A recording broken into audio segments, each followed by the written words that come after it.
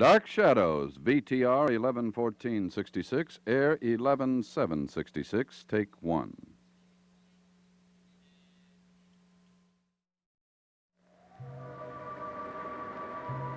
My name is Victoria Winters.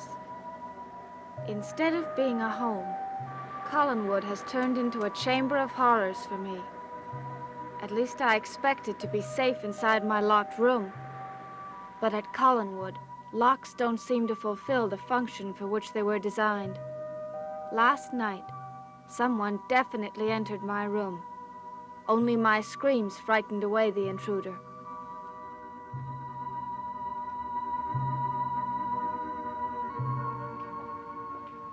Good morning, Vicky. Did you sleep well? No, I didn't, Mrs. Stoddard. Aren't you feeling well? But let me ask you a question. If you'd gone to bed and locked your door, then was awakened in the middle of the night to find your door being opened, would you have slept well after that? I think you better explain. Someone tried to get into my room last night. What time was this? I don't know, but Roger could tell you. He heard me scream. Roger heard you? Yes. Apparently no one else did. He came rushing into my room almost immediately. Don't look at me like that, Mrs. Stoddard. I didn't imagine it or dream the whole thing up the way Roger suggests. There was a person trying to get into my room, and that person had a key to my room. Well, I'm sorry that such a thing happened, Vicky, and I can understand your being upset, but it won't happen again. How do you know it won't? Well, I'll have Matthew put an additional lock on your door, and you'll have the only key. I would feel a lot safer. Have you any idea what anyone might want in your room? No, I don't. I have nothing worth stealing. Then you don't think it was just a prowler? Why would a prowler pick the one room in the house where there isn't anything of value? Well, perhaps he didn't know the house well. Or perhaps he knew it very well.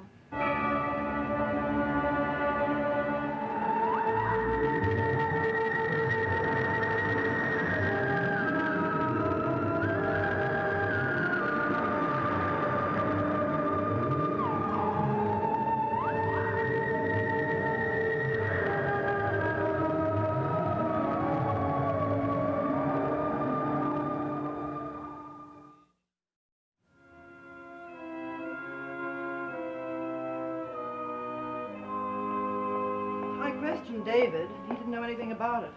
I know he isn't always the most trustworthy person, but this time I believe him. Whoever it was trying to get into my room wasn't a prowler or a burglar. He was after me. What about a prowler? Oh, Matthew. When? Thank you for coming right over. Miss Winters thinks somebody tried to force their way into her room last night. It doesn't seem likely, Miss Stoddard. House is locked up good. I saw to it before I went to my cottage. Couldn't a window have been left unlocked? Not unless 'twas unlocked after I made my rounds. Do you always check the house every night? It's part of my job. Well, then it must have been someone who was already in the house. That doesn't include many people. Well, I don't mean anyone who lives here. Now, someone could have gotten in during the day or earlier in the evening and hidden in any of a dozen rooms. Well, that's possible, but it still doesn't explain why. Matthew, take a look at Miss Winters' door and see what the best kind of lock would be to put on it. Safest thing be just an inside bolt. I'll see to it today. Is there anything else, Miss Stoddard? Check with me before going into town. Mrs. Johnson might want to go with you and do some marketing. Yes, ma'am.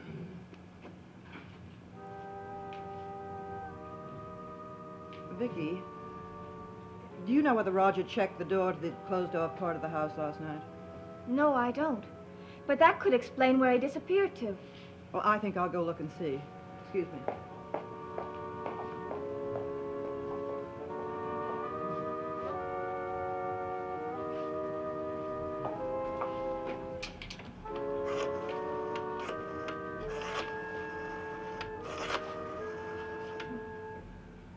Hello, is this the Collinsport Inn? Would you give me Burke Devlin's room, please? Oh, I forgot he said he was going to Bangor today. No, I'll call back later.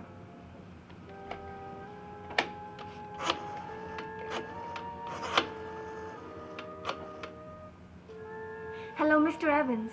This is Vicki Winters. Can I talk to Maggie? She's not here. Oh, well, she wanted me to call her. I said that I would anyway. I guess I'll try the coffee shop. Well, Vicky, actually, Maggie called you because I asked her to.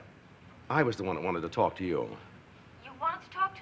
Yes, it could be very important.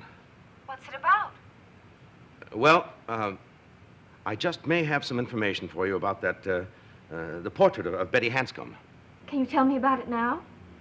Vicky, telephones have extensions. I would much rather see you alone. Could you meet me this evening?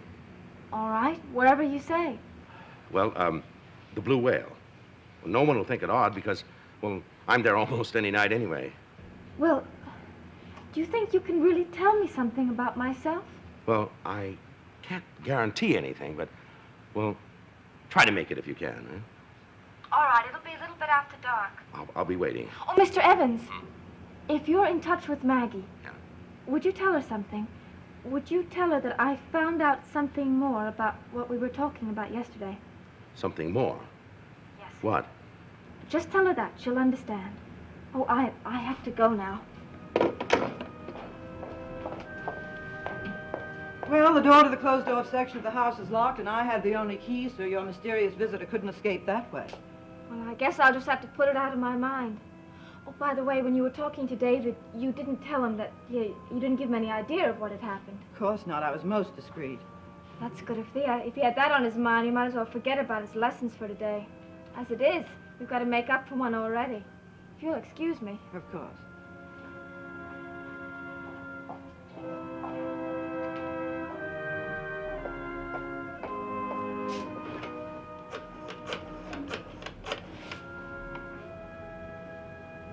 Oh, hello. This is Mrs. Stoddard. Is Mr. Collins there? I see. Well, if he should come in or call in, tell him to call me right away. It's quite urgent. Thank you.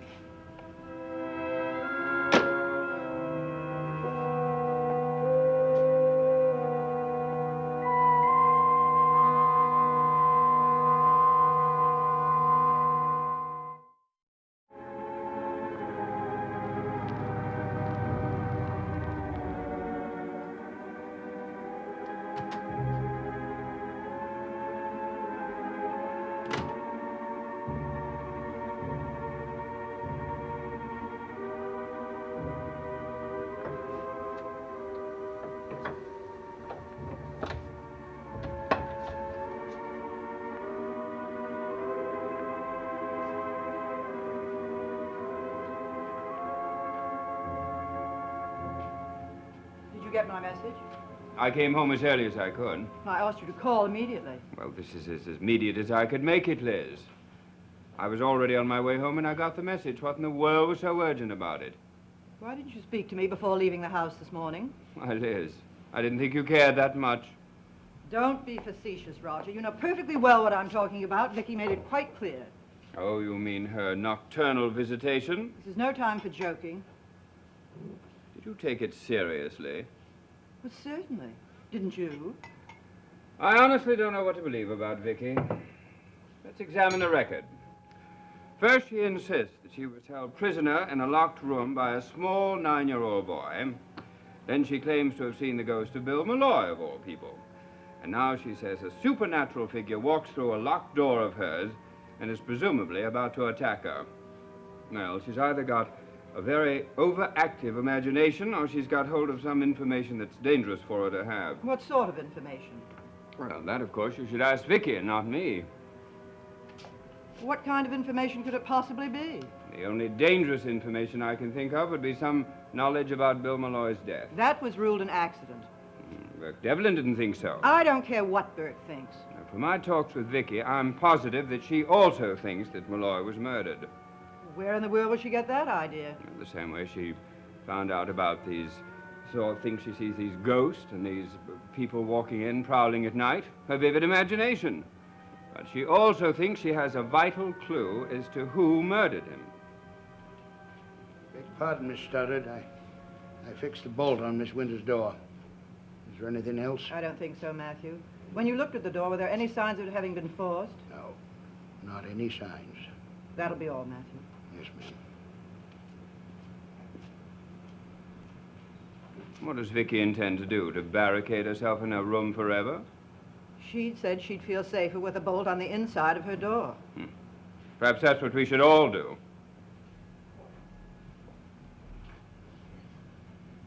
You know, Liz, I think I was right all along. Vicky knows too much for her own good in this house. I think for her ultimate safety, she should leave Collinwood, and I'm going to have another talk with her about it. Well, you can't right now. She's not here. Oh, where is she off to this time? She didn't say. Said she had an appointment in town. Cab came and got her, and she drove off. You don't have any idea who she had this appointment with? No, I haven't. Why should it concern you? My dear sister, it only concerns me because I'm worried about the welfare of Miss Winters. I think I'll run into town and see if I can find her. Why are you so anxious about where she went? I told you I'm afraid something will happen to her. Well, wouldn't it be a little less obvious if you waited until she got back and then asked her? But Liz, what if she doesn't come back? I'll see you later. It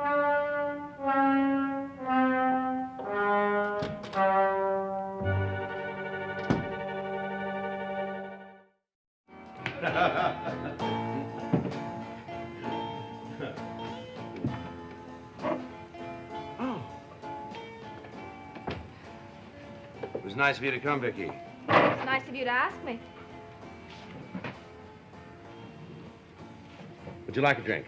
No, I don't think so, thank you. Well, you sure you wouldn't want something? A cup of coffee or a ginger ale or something? All right, a ginger ale. Bill, I'll have my usual and bring a ginger ale for the young lady. Huh? Well, how are things up in Collinwood? About the same. Oh, that's good. When I say about the same, I mean the same sort of strange things keep happening. Strange. In what way? Last night, someone tried to get into my room. You don't say. I think it's all part of the same thing. I'm convinced of it. Well, part of what thing? Did you give Maggie my message? No, I haven't seen her since I spoke with you. She'll be awfully worried. She's very worried. That's what I wanted to talk to you about. I thought you wanted to tell me something more about the portrait of Betty Hanscom. Well, Vicky, you, have every right to get up and walk out of here right now. But please don't. There's, something I've got to talk to you about, and that was the only excuse I could think of. Then you don't know any more about B. Hanscom. I'll be honest with you, I, never even gave it a thought. Well, do you remember anything about him? I never met the gentleman. See, the, Collins family and the Evans family hardly travel in the same circle. You see, in any case, what I wanted to find out is that thing that you told Maggie. Well, I don't want to talk about it. I told her something, and I'm not at all sure that I was right. So I'd rather wait until I know more about it.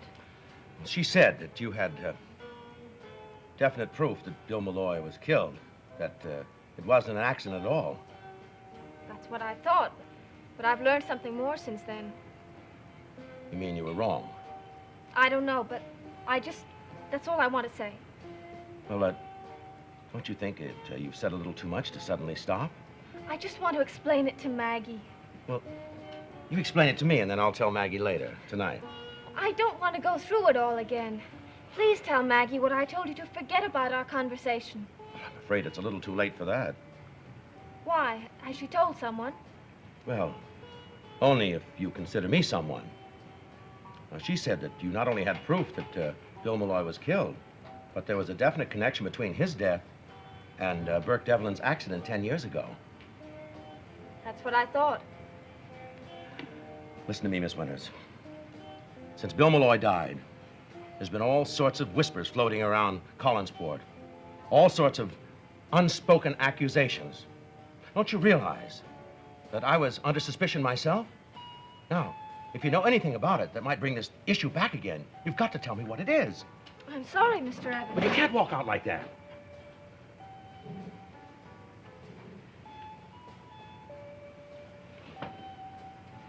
I think you should discuss it with Burke Devlin. Burke? Well, what's he got to do with it? Did you tell him the whole thing? Not all of it, no. Please, Vicky, you've got to tell me what you told Burke. I can't go through this whole thing again. I promised him that I wouldn't say anything until he came back from Bangor. When'll he be back? I don't know, but I expect he'll call me. And then you'll tell him the rest, huh? How I acted just now, huh? Oh, that'll fit in beautifully. Mr. Evans, the only way to clear this thing up is to bring everything out into the open. Well, at least I tried. I have Maggie's car. Can I drive you back to Collinwood? No, thank you, but I think I'd rather walk. Good night.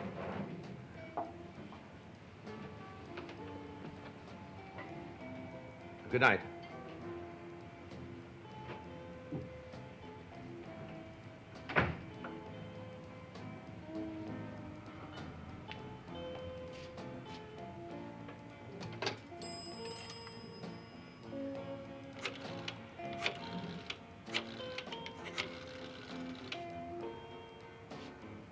Collinport in. Is Mr. Devlin back from Bangor yet? I see. When do you expect him? Well, didn't he give you any idea at all? No. No message.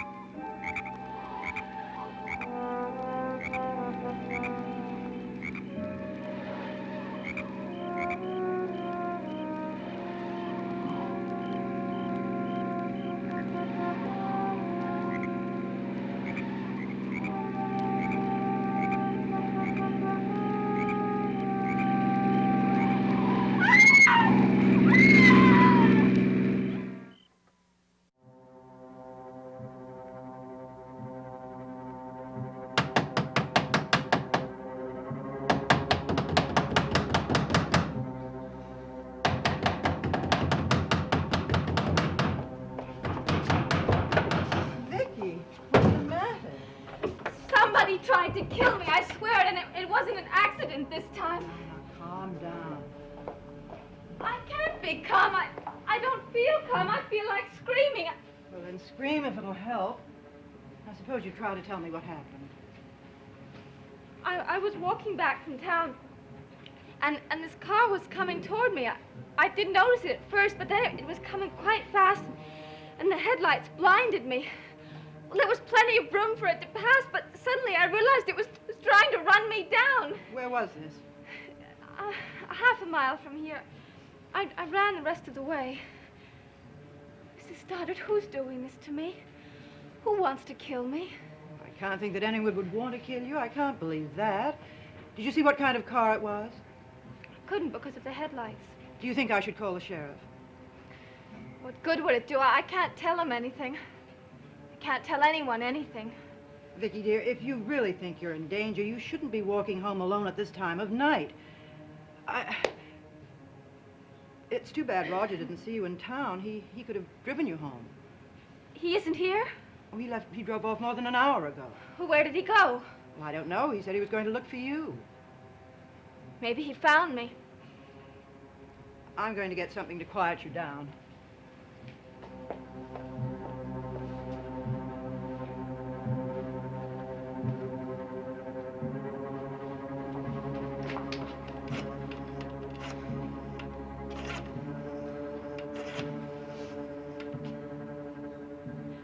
Hello. Is Mr. Devlin back yet? Yes, please connect me with his room. Hello, Burke. This is Vicky. We have to do something now. When I was coming back from town tonight, a car tried to run me down. No, I didn't. Mrs. Stoddard is here. No, Roger left about an hour ago. Well, of course in his car. No, I couldn't see it because the headlights almost blinded me. All right. Burke, please hurry.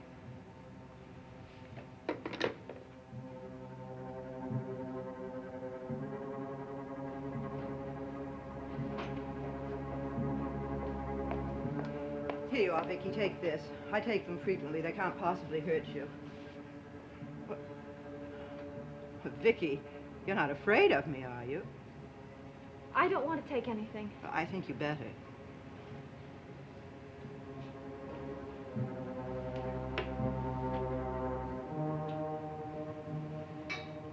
Now, come on upstairs and lie down. I'm sure you'll sleep soundly.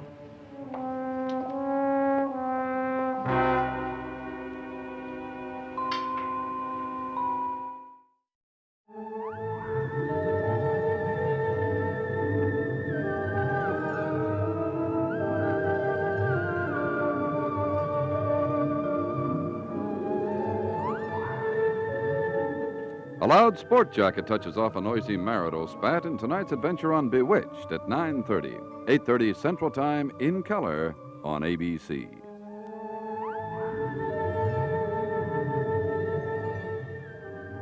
Dark Shadows is a Dan Curtis production.